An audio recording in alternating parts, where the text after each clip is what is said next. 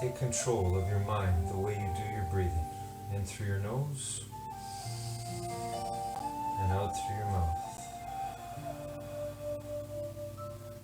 Legs crossed, back straight, eyes closed. Feeling the power of you controlling your own breathing.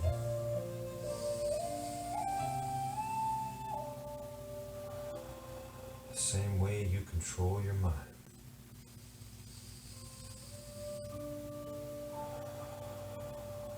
One breath at a time, one thought at a time.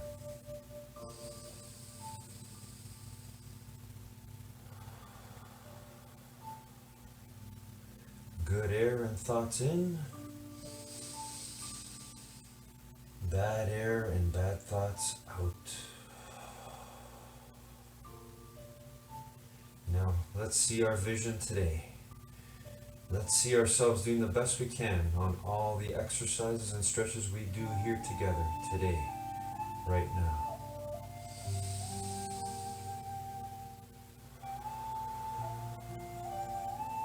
Go into the future right now.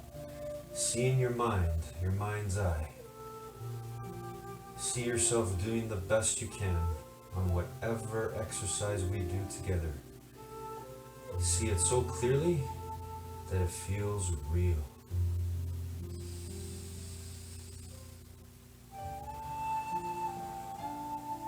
When that music shuts off, if you've already seen it in your mind and you believe that you can make it happen, you're going to make it real. You're going to win.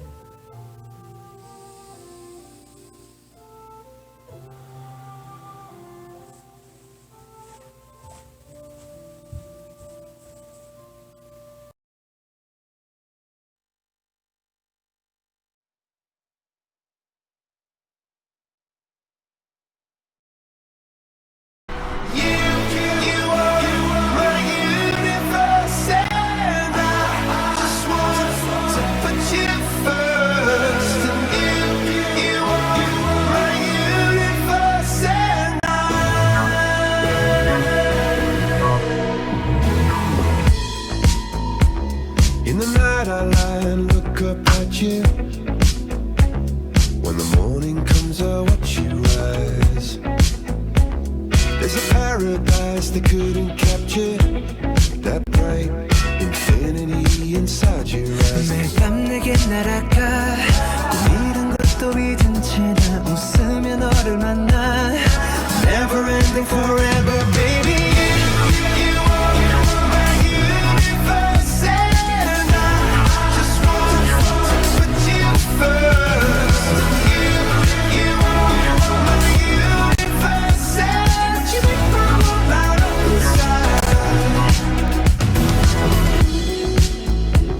어둠이 내게 변했었지.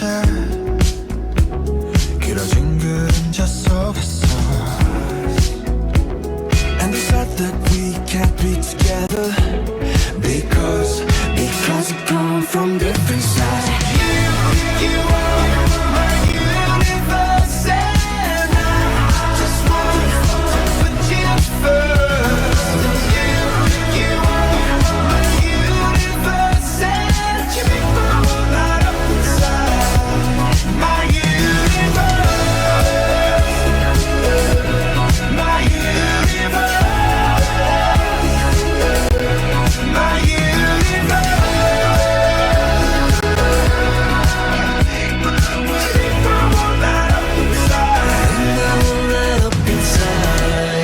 나를 밝혀주는 건 너란 사랑으로 수놓아진 별.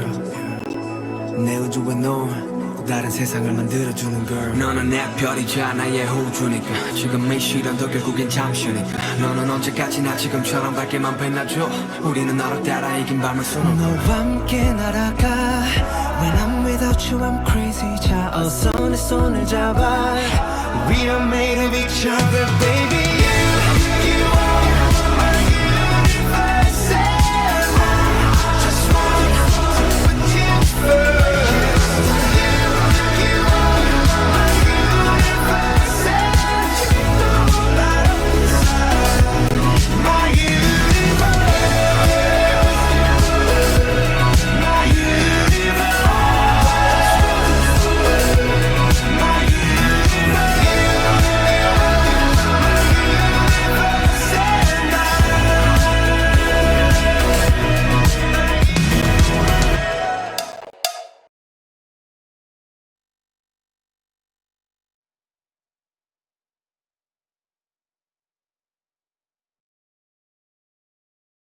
It's Messi.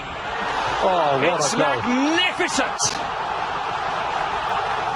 You are watching possibly the greatest footballer ever at the absolute peak of his powers.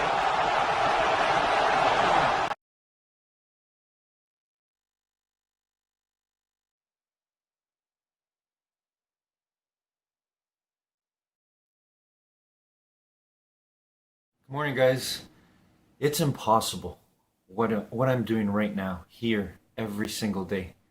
And this is from a guy who doesn't believe in the impossible. Well, the reason why I say that to you is that this thing is so powerful. I've gotten to a point in my life where I've had enough. I am tired of seeing this thing be my own worst enemy. And I know we can turn it around and flip it and make it work for us. So my one word, determination, that's the energy, the thing that's within all of us. I want you to find the determination within you. By me opening myself up like this authentically every single day, doing my best to show the power of my mind and the impact in my life, I want you to understand that whatever you're going through, any challenge, anything that gets you emotional, that gets you upset, you can flip it. You can turn that darkness into the greatest light. Have a great day, everybody.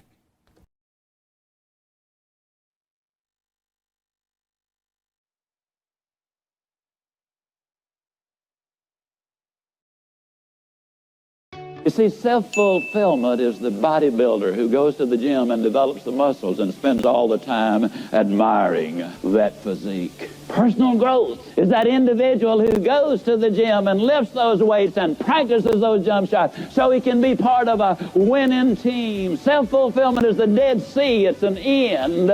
Personal growth is the Sea of Galilee. It's a living, growing, vibrant water. Self-fulfillment is the student who learns so they can display their knowledge. Personal growth is the teacher who learns so they can teach. It's the speaker who acquires knowledge that is valuable to somebody else so they can communicate that to them. That's the difference. Basically, we need to be consistent if we're going to make it big in the profession. And when I say make it big, I'm talking about getting in that position where you have an influence on other people, where you have that word of encouragement. Now, if you're going to talk about building a solid financial career, you ought to be an example of what you're talking about. Consistency of action, I believe, is the key to long-term success. Zig Ziglar was one of the world's most popular motivational speakers. Ziglar was one of 12 children raised by a widowed mother during the Great Depression. He wrote over 25 books, including See You at the Top, and inspired millions of people around the world.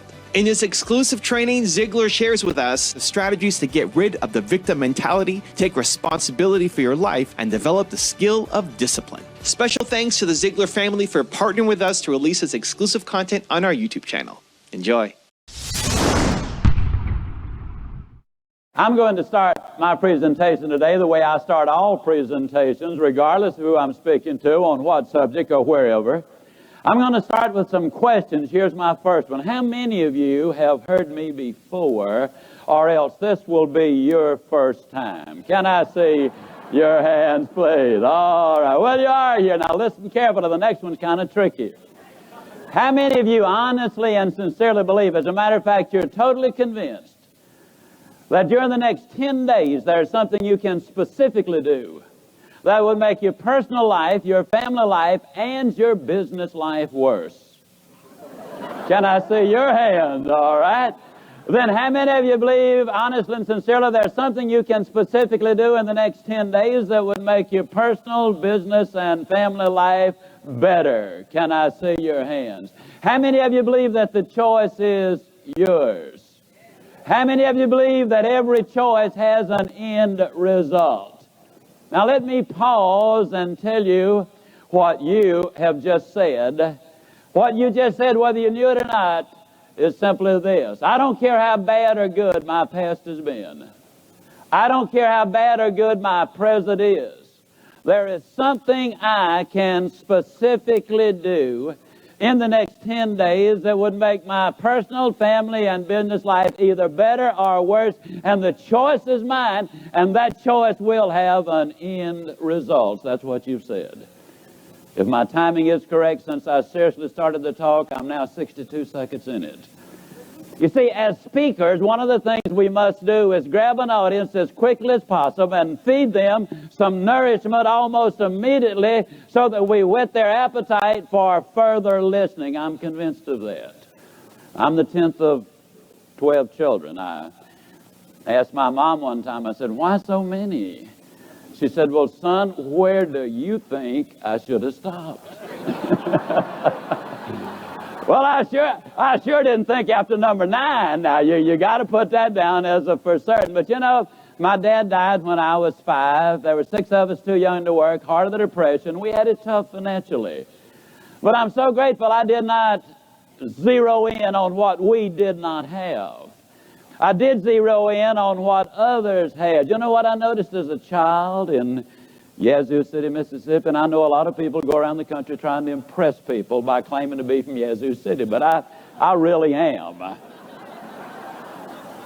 I noticed as a child in the Depression that there were some people wearing nice clothes, driving nice cars, living in nice houses, taking nice trips, playing golf at the country club. And I have noticed in every decade since, ladies and gentlemen, that regardless of how good the economy is, there are some people who are going to foul it up royally, economically. And I don't care how bad the economy is, there are some people who are going to do extraordinarily well financially. How many of you have noticed exactly the same thing?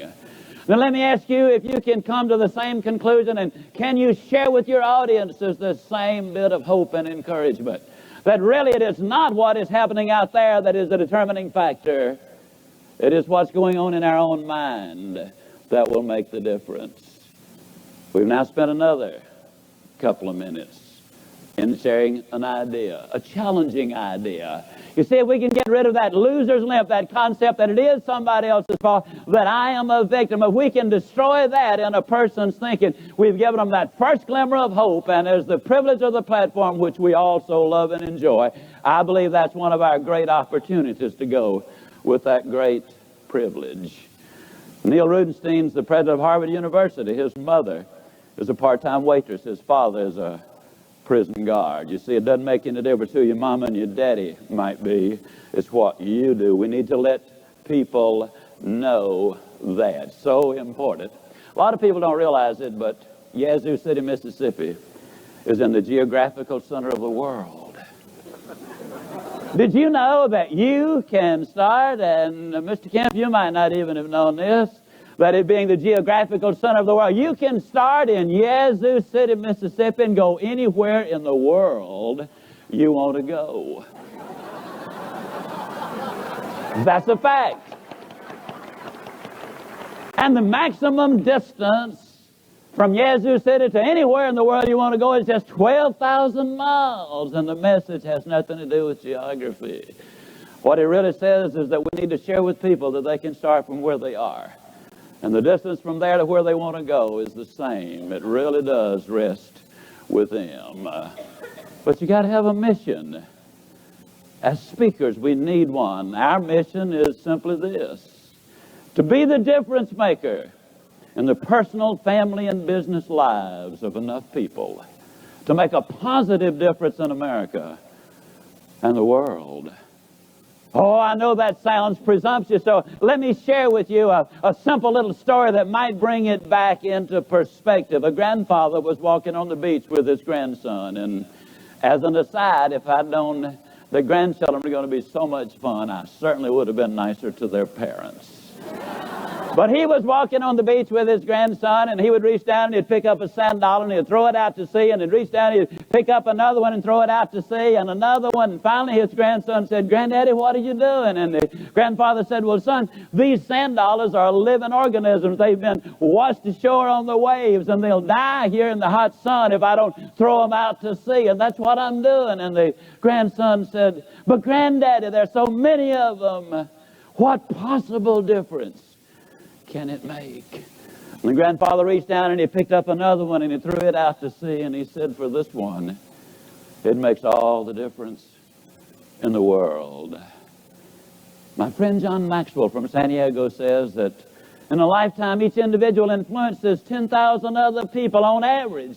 As speakers, you will influence tens of thousands of other people. And there are those in that audience who need the positive influence that you can bring. It's an awesome, awesome responsibility. I want to share some things with you since we're in the communications world. I now live in Dallas. I wasn't born there, but I got there quick as I could. This lady went to see a lawyer for a divorce, and he said, "What's the problem?" She started generalizing. He said, "No, let's be specific." And she said, "Like how?" And he said, "Well, do you have any grounds?" She said, "Yeah, as a matter of fact, we got about 40 acres out here on the north end of town." He said, "No, that's not what I'm talking about. Do you have a grudge?" She said, "No, but we got a really neat little carport there on the side of the house." And he said, "Woman, we need to get personal." And she said, "Like how?" And he said, "Well, for example, does that man ever beat you up?" She said, "Oh, no, I'm up every day, at least an hour, hour and a half before he even turns over." He said, "Woman, do you accept any responsibility for the difficulties?" And she said, "Like how?" And he said, "Well, for example, do you ever wake up grouchy?" She said, "Oh, no," said, "I just let him get up on his own whenever he will." And he said, "Well, why do you want to divorce him?" She said, "The guy just can't communicate." See, I believe that communication is enormously important. But where does success on the platform begin? It really begins with commitment. Most people are about as committed as a kamikaze pilot on his 39th mission. I never will forget January 7th, 1992, I rode past the Plano, Texas Rec Center where I do my exercising and weightlifting. Had to back away from the weightlifting. I was bulking up, and a lot of people thought I was on steroids, and, my reputation is such, can't do that. But I couldn't get in that day. No parking space. Rode past. Next day I was back by. This time I squeezed in, went in the Nautilus room, and every machine had 3, 4, 5, 6 people lined up. I couldn't fight that. I came back to the front desk, and I said to the young man, "Sean, what on earth is going on?" Old Sean grinned so wide he could have eaten a banana sideways as he responded to me.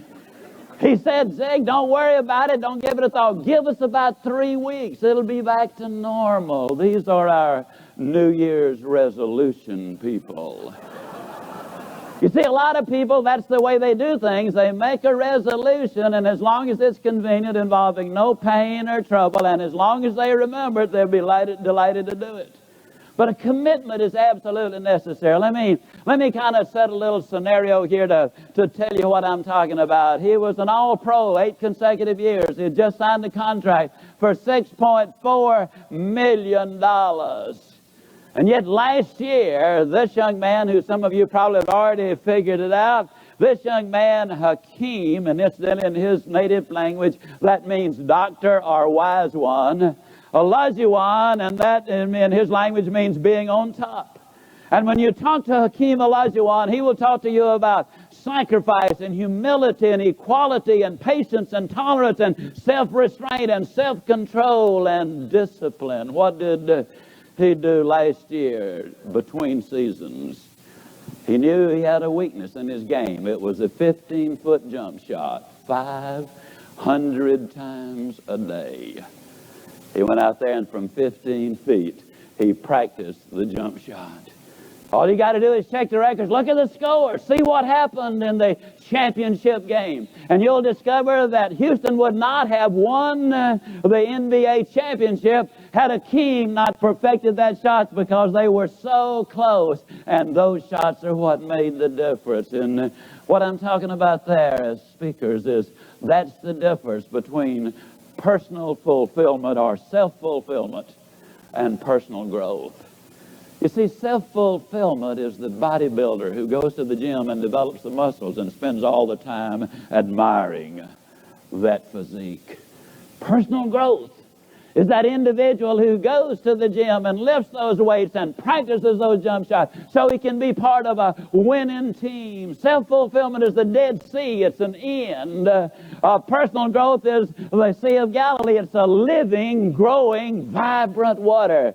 Self-fulfillment is the student who learns so they can display their knowledge. Personal growth is the teacher who learns so they can teach. It's the speaker who acquires knowledge that is valuable to somebody else so they can communicate that to them. That's the difference, basically, in what I'm talking about. The privilege of the platform. I dug up my trusty 1828 Noah Webster dictionary. I used that one because they used the right words in those days with the right identifications. Do you know why Webster wrote that dictionary? His wife kept asking him, now, what does that mean? Well, anyhow, I dug it up and I looked up the word privilege, and it's a particular and peculiar benefit or advantage enjoyed by a person, company, or society beyond the common advantage of other citizens. It's an advantage, right, or immunity not common to others of the human race. Privilege.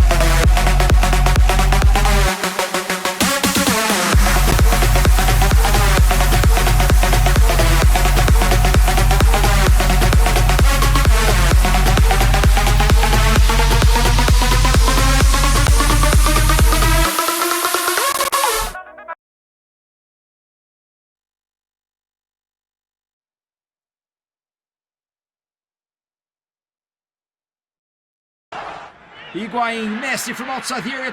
Agüero leaves the ball to Di Maria in the middle for Messi. Messi.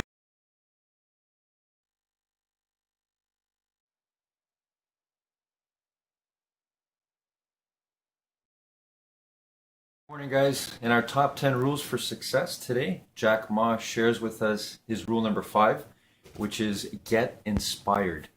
This is so important. For me, every single day, I wake up in the morning and my mission is get inspired, set my mind so that I can help as many people as possible, including myself. Now, Jack Ma gives us the example of how he would watch movies. He would see different scenes in movies and they would inspire him. So he was inspired by Whitney Houston in the movie The Bodyguard and the speech that she made, or the way she sang. So he was inspired by how she put her heart into it. That's what I'm trying to do. That's what I want you to do. Whatever it is that you want to do, whatever it is that you want in your life, you got to get inspired. I'm so passionate about this because it worked for me. It has saved me. It is transforming this into the most positive thing it can be for everyone. So I hope you get inspired every day. Have a great day, everybody.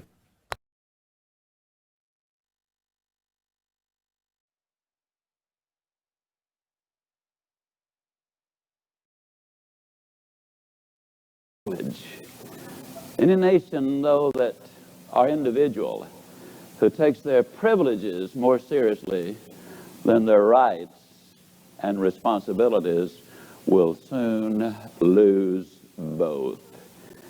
We need to be consistent if we're going to make it big in the profession. And when I say make it big, I'm talking about getting in that position where you have an influence on other people, where you have that word of encouragement. Now, if you're in physical fitness, you need to be consistent. In other words, if you're going to talk about physical fitness, you ought to be physically fit.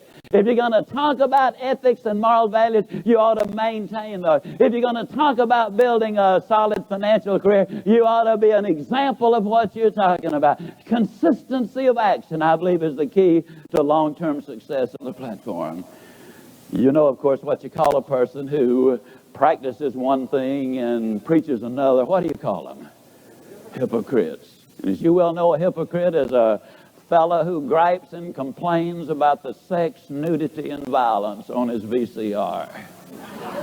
I think you'll agree. That's a hypocrite. I might also say that a hypocrite is a fellow who simply is not himself on Sunday. Consistency of action is what I really want to talk about. And you know, the truth of the matter is, as individuals, we need to understand that the mic is on and the mic is open and the camera is on. I'm always intrigued with these public figures, athletes and politicians and so forth. Not statesmen, Mr. Kemp. Politicians, there's a difference. That are always saying, well, they misquoted me, or I didn't realize the mic was on. Friend, the mic is always open and the camera is always on us.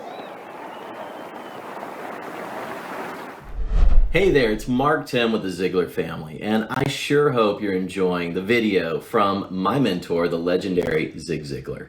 Because you're part of Evan's audience, we want to give you a special bonus. It's a cool little book called The Little Book of Big Quotes, packed with awesome content. This book is free, just for you. Check out the description below, and it's yours. Alrighty, let's get you back to Zig. Consistency of action, and the words we use are so incredibly important. I love what Charles Osgood said when he said, compared to the spoken word, a picture is a pitiful thing indeed. If we're going, ladies and gentlemen, to influence people, and that's not saying that I do not approve of overhead. I'm simply saying that the warmth and the affection and the love and the hope and the encouragement that the human voice can communicate is the most powerful communication tool of all times, particularly if we consistently, from the platform and in our personal and family lives, are consistent in those words we use and the deeds we follow. How important, how powerful are they?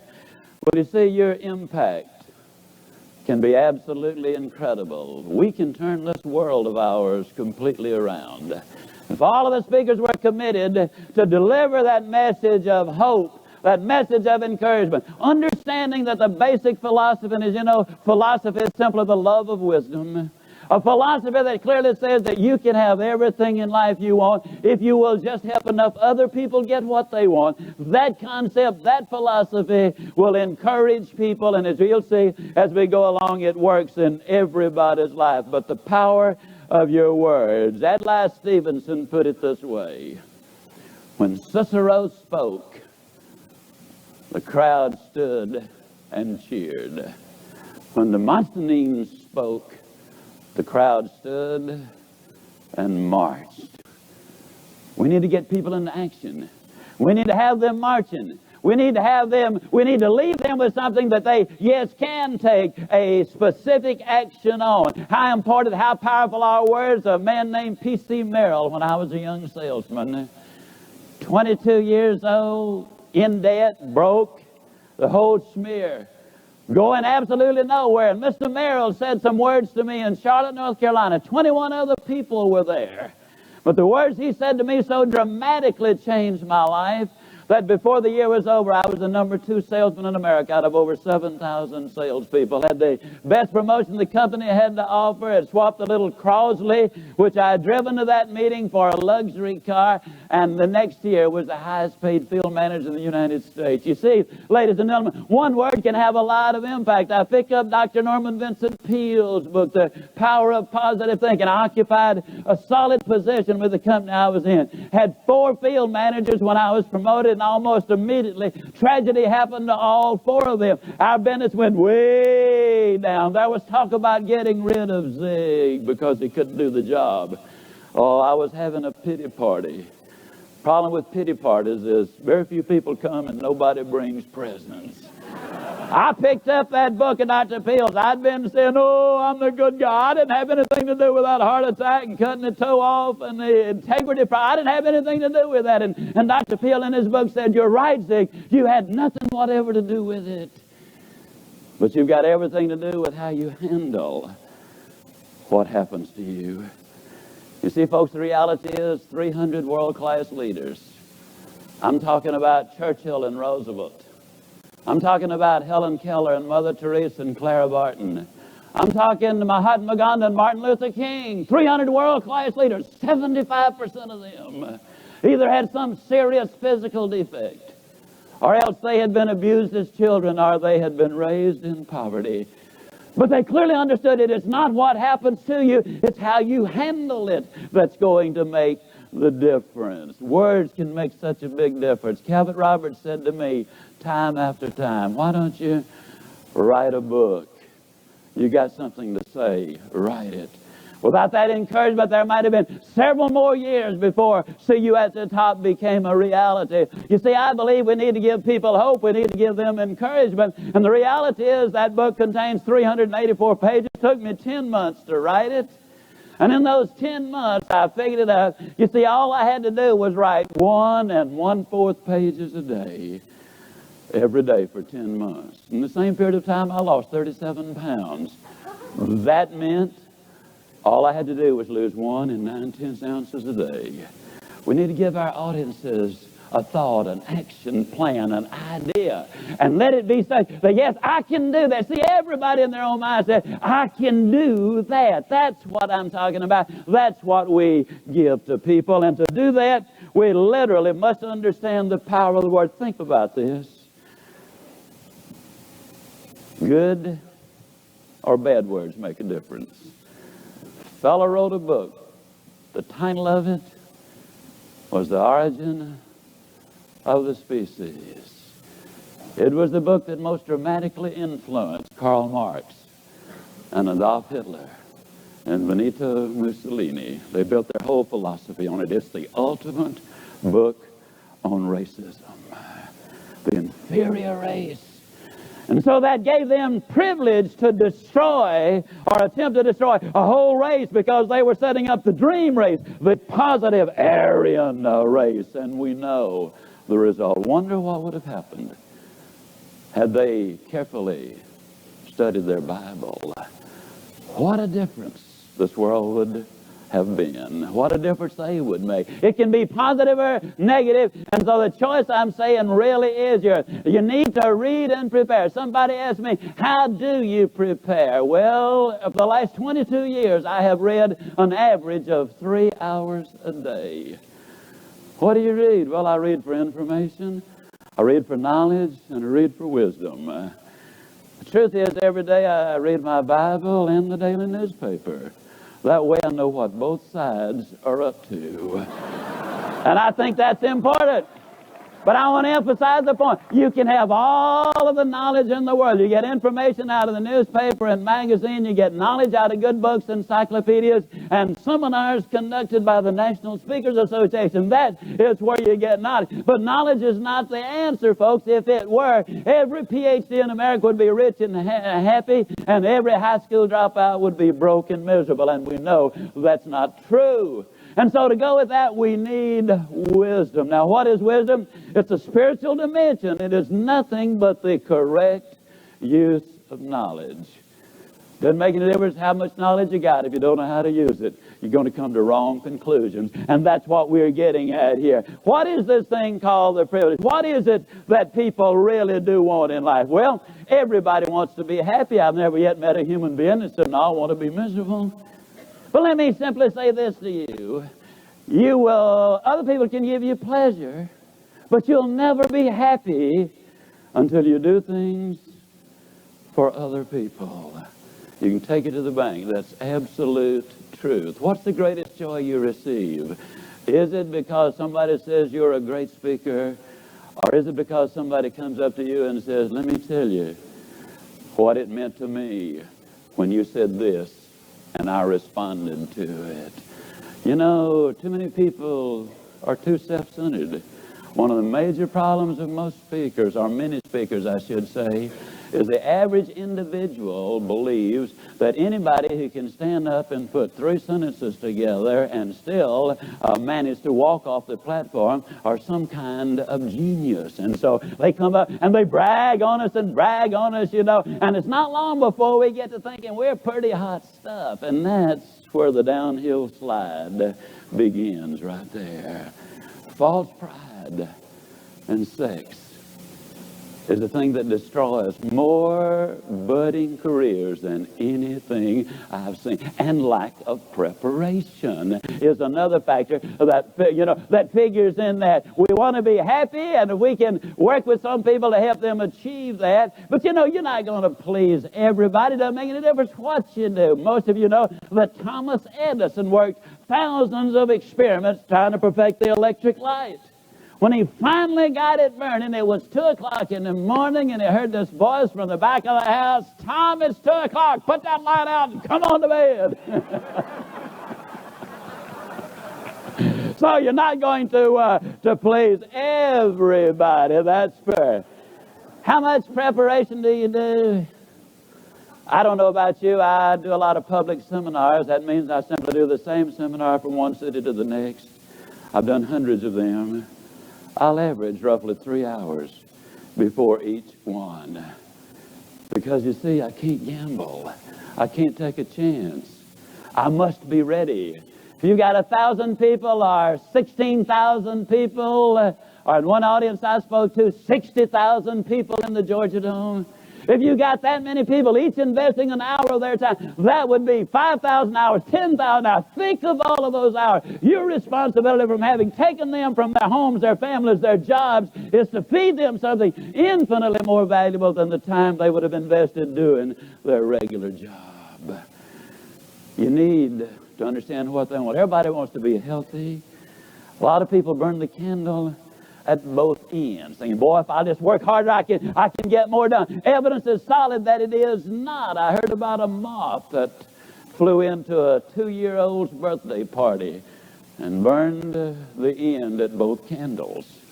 I mean, now, things like that's a little subtle for some of you, but and instead of the redhead told me that wasn't going to work, but anyhow, there it is. We need to be healthy. We need to look at our physical health, our mental health, and our spiritual health. You see, if you're going to get it all, you got to deal with the whole person, in the personal life, the family life, and their business life. You got to look at the physical, the mental, and the spiritual. If you're going to get it all. And I don't know about you, I want to win the whole ball game. Happy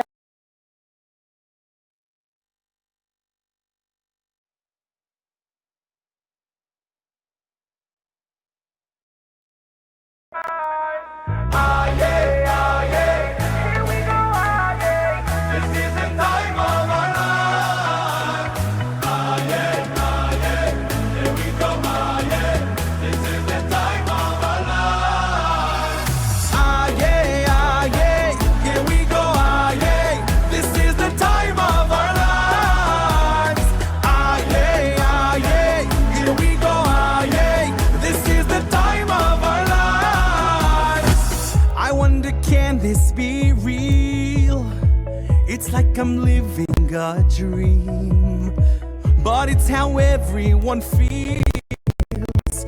We all unite with one feel. So let's wave our hands. We can sing, we can dance. We are strong, hold on tight. From afar we unite.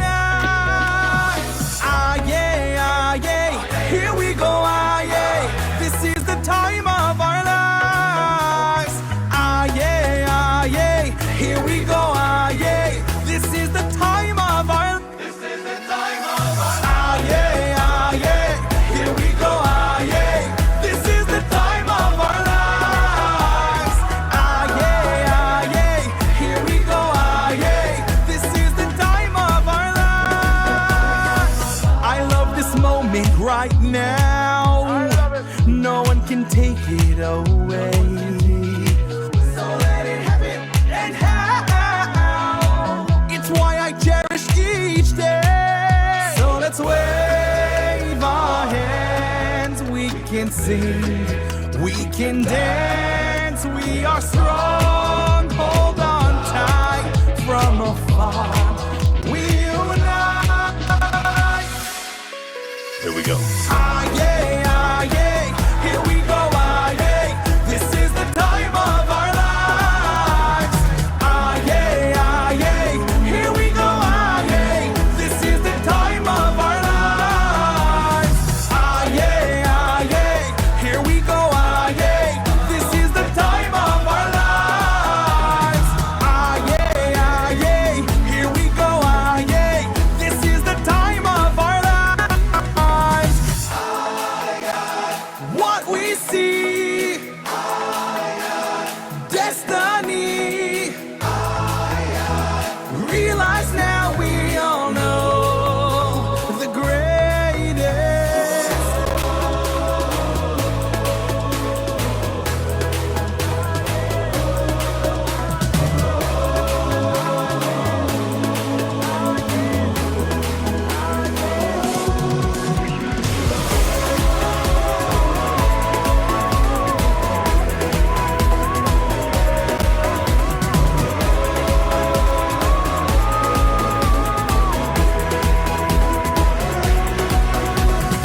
Ah yeah, here we go, ah yeah.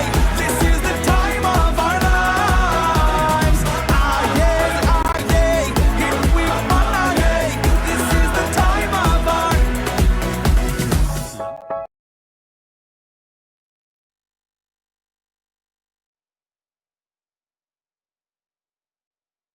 Has the chance for the third. He kicks it and he scores.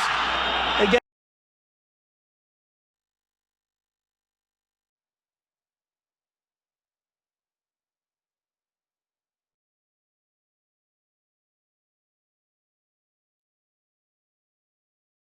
Good morning, guys. I want to share a funny story with you again. Yesterday with my students, every day we try to work on the power of our mind, try to show kids the positive power of their choices. Yesterday I had said something and this made me laugh because this is where we got to watch our words carefully, especially with kids. I love kids. They are so innocent. They are going to say it like it is based on what they hear. So yesterday I made a comment about you lose when you make a decision that doesn't bring out your best. You lose the best part of yourself. And then one of the kids said, does that mean so-and-so is a loser? And I said, no. I said, everyone's a winner, including you. We just haven't learned how to win in every decision we make. So every decision we make is a choice that shows that we're winners if it's a winning decision. But I had to be so careful because I wasn't calling the kid a loser. They lost in that decision. They got it after, but it was powerful. Have a great day.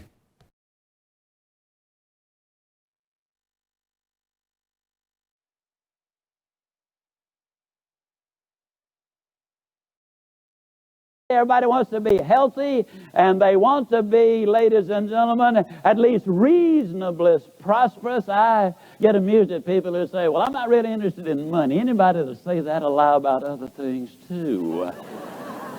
Well, Ziglar, can you put it all together? Can you really have it all? Can you help other people get what they want and still benefit? Well, yes, you can, and that's the exciting thing. Now, I was privy to a kind of a private conversation, and I hope I don't offend anybody with this, but I was listening to four of our illustrious speakers here kind of talking away, and it was Cabot Robert and Og Mandino and Nito Cobain and Don Hudson. And all of them were complaining that now they have to check their wallets as excess baggage. I mean, you know, that's... I mean, prosperity is possible in this business, but it's possible if it's tied to helping other people. How do you build in this business? You adopt the immigration attitude.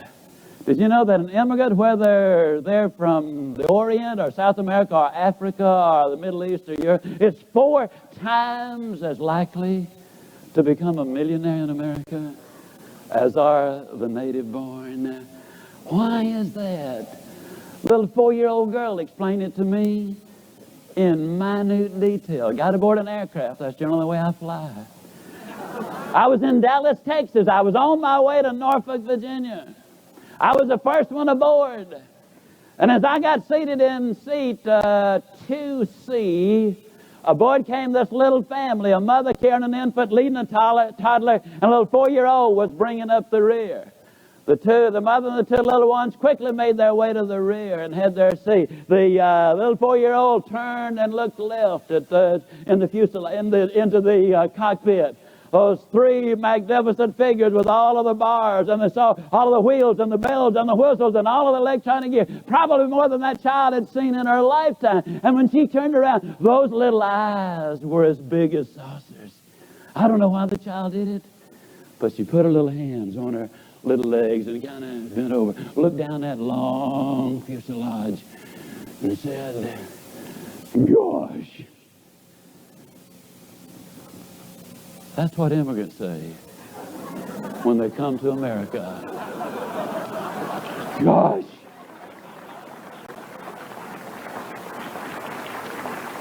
What an incredible opportunity. I host a TV program called Unsung Heroes. We had a chance. One of the young people that they were focusing in on was a young girl from Vietnam. She had been chosen as one of the heroes. And when they called her and told her that they were going to be coming out to film her, she could not contain her excitement and enthusiasm. Oh, she said, "I'll have my apartment all cleaned up. It is so beautiful. You're going to absolutely love it." They got out there. It was in a very dangerous section of town. 2 rooms, glaring paint on it, cheap pictures, no furniture almost. But for her, it was total luxury. That immigrant comes into America and they pick up the one ad card and they say, "Did you see this? This morning in the Washington Post there are 286 jobs offered and some of them pay $5 an hour." Oh, I know you folks here don't think that's a whole lot of money, but where I come from, that's 3 days' wages, and I live cheaply. I'll get me a second job, then I'll go to community college. I will get myself an education. And you know, the truth is, by the time they find out we got problems in America, it's too late.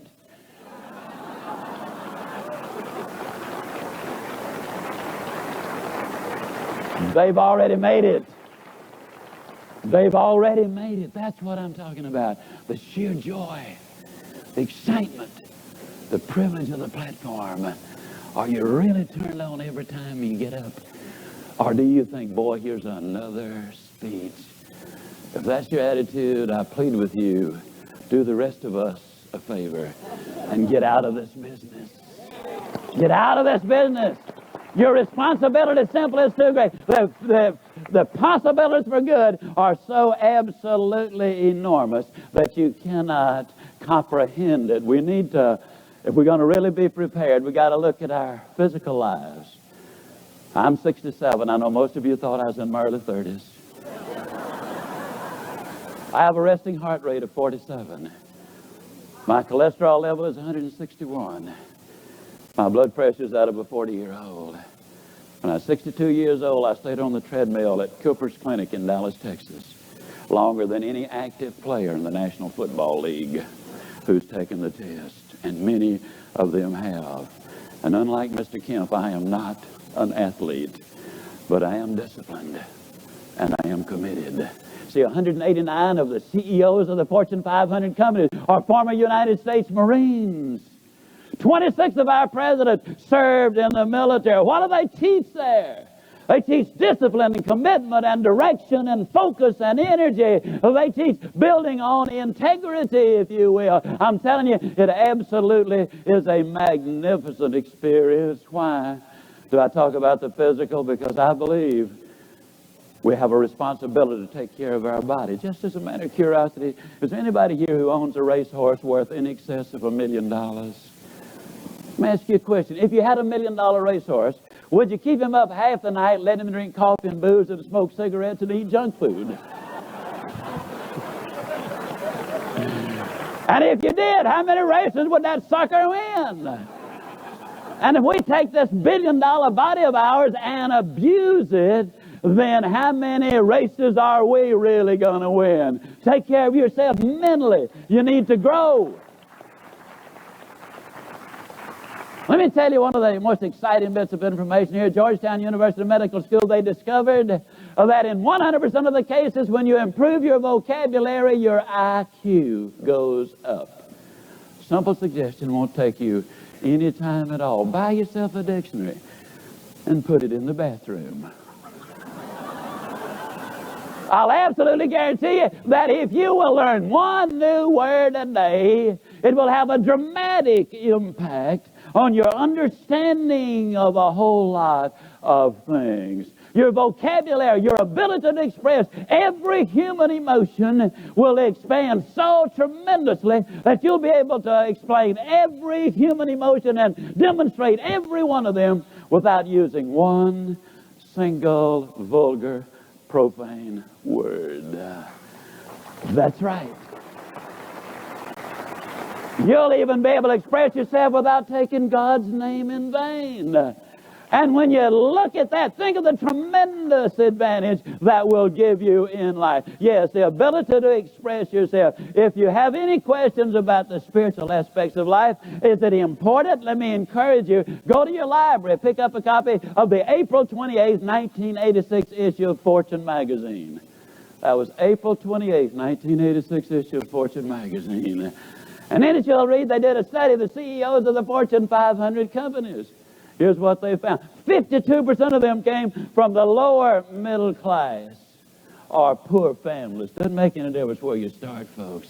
91% of them were either Catholic, Jewish, or Protestant. And there was some indication they were at least semi-active in their faith. Only 7% professed no faith at all. 91% expressed their interest in their faith. Now, apparently faith plays a part. That indicates that they learned their ethics, their morals, and their values out of the Bible or out of church. I got news for you. If Tom Peters or Stephen Covey wrote a book, and 91% of the CEOs of the Fortune 500 companies says, that's the one I read, I guarantee you the bookstores would have a flood of people wanting to buy that book, because information is valid. If you want to take it one more step, if you can find a copy of Who, you will read there that it takes 2,500 professional families, doctors, professors, attorneys, and whatever, to produce one member of Who's Who. But it only takes 7 missionary families to produce one member of Who's Who. I think that's worth looking into. You see, what I've said so many times is you got to be before you can do, and you got to do before you can have. I think a message went.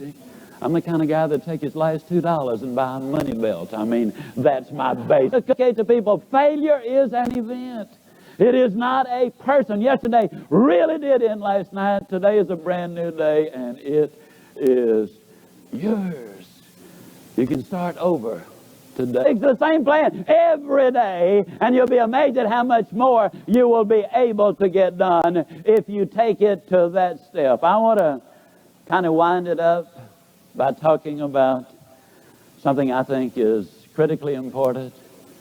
What are we going to leave behind? When they lower you into that ground the last time, how will you be remembered? What legacy will you leave? Will they remember you as a great speaker or a great philanthropist? Will they remember you as a person who changed lives? Let me tell you why in my new book I don't even talk about the dollars. I don't talk about corporate position. And that's not to say I'm not vitally interested in them, because I am. But you see, I believe that's the result of doing the right things and being the right person. Every year in Yazoo City we have family reunion. We live in Dallas. Now the rest of the family lives much closer, and they generally drive in for the big family reunion, and the pig out takes place every Saturday. Or that Saturday. It starts at 11:17 and ends at 9:14 that evening. Average weight gain is 2.2 pounds. It would be higher than that, but the truth is, ladies and gentlemen, that we have so many little ones around, it's not realistic to expect a 25% weight gain, with them involved. So, on this particular occasion, we stopped in Jackson, rented the car, drove to Yazoo City, and stopped in a grocery store. My wife, she took her checkbook out and she wrote the check for the amount and handed it to the lady, and immediately she reached into her billfold and pulled out a couple of credit cards as well as her driver's license and said, "I suppose you'll want to see these." The lady never looked down at the driver's license or the credit card. She was looking at the check. She said, "No, in Yazoo City, this name is all the identification we'll need." Now, please understand, I'd been gone well over 40 years. She was not talking about me. She was talking about my mother and my older brothers and sisters and the legacy they'd left behind. That day, I promised anew that if I never left a dime, I would try to leave my family a name that they could build on. You see, when you build a name, you can build a business. When you build a business, you influence people. To watch another amazing Zig Ziglar video, check it out right there next to me. I think you'll love it. Continue to believe, and I'll see you there. We program ourselves. For example, an overweight person sits down at the table and says, "Everything I eat turns to fat." We lay down late at night, we know we got to get up early tomorrow morning. We look at our watch and say, "Boy, I bet I'm going to feel bad tomorrow." You see, self-fulfillment.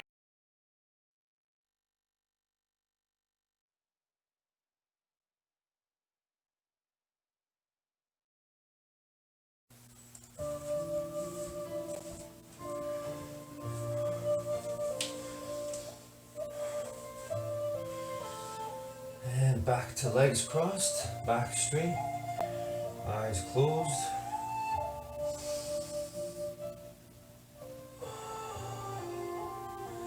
Feeling the power of you regaining control of your breathing.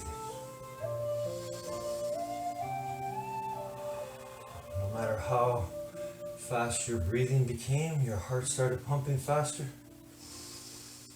started automatically going faster.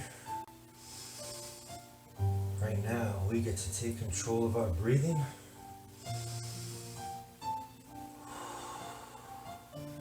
To keep our back straight, our eyes closed, and our legs crossed.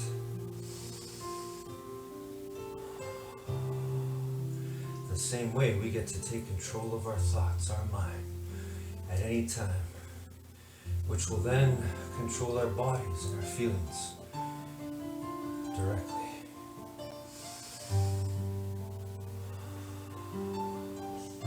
That's how powerful you are.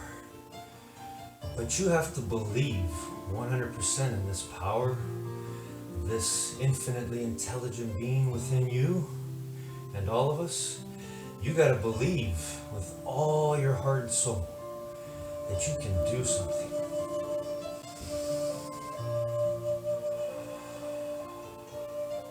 If you don't believe in yourself, nothing else or nobody else will. We're all looking to you. We're all looking to each other to find out the truth of what is already in us. We hold the key, each and every one of us. It all starts with our power to believe 100% in who we really are.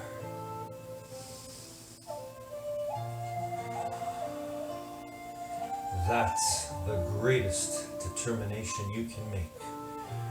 100% believing in you, no matter what, no matter how many mistakes, how many so-called failures, losses, pain, suffering you've experienced. You get to learn from all of it. You get to realize the truth, that there is no such thing as failure. There is only fuel from our mistakes and our losses, which gets transformed, gets used to create our determination.